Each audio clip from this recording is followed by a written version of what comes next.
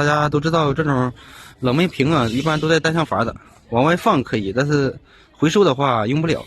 这个阀门里边带单向的，所以咱们怎么给它改成回收瓶呢？在旁边钻个孔啊，钻孔的时候头朝下钻，就不会有杂质掉进去。钻好孔以后啊，整一个铜管插进去，最好是插到快到底部了，这样回收的冷媒直接到底部。如果在顶面的话，你回收的时候速度就很慢。这个管在底部的话，冷媒直接走底下，走底下的话回收效果比较好。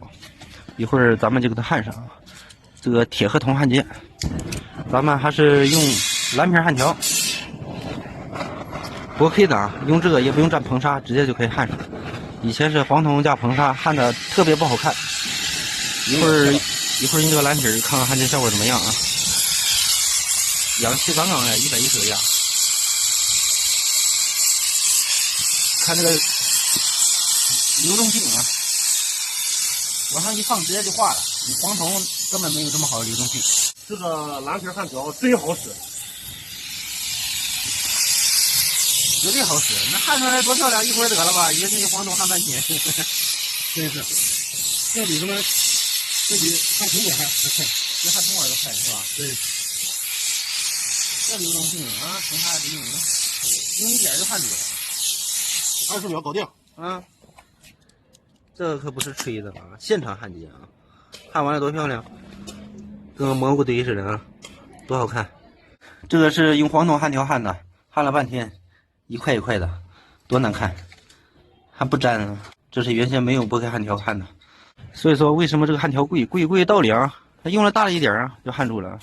这焊完了轻微一打磨，和原厂的没太大区别啊。比如说焊铁呢，焊不锈钢都没问题啊。然后再给它焊一个夹缝嘴儿，这个是用磷铜焊条就可以焊，这是铜的啊。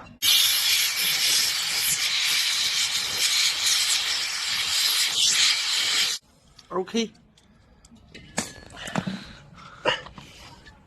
改装完成，就这么简单。一会儿拿着它收服，22.7公斤的大瓶了，不用装多了，装个10公斤就行。因为是回收嘛，是不是？一会儿把这个地方打磨就完活，是不是特别简单？直接把副瓶改装成回收瓶，等有时间多做几个啊！现在冷媒太贵了，回收机做好了就等这个回收瓶了。以后有福就不能浪费呀，比汽油贵多了。所以说，大家有喜欢这个焊条的，可以在视频下方小黄车自己下单，现场测试了啊，杠杠的好用。咱们下期再见。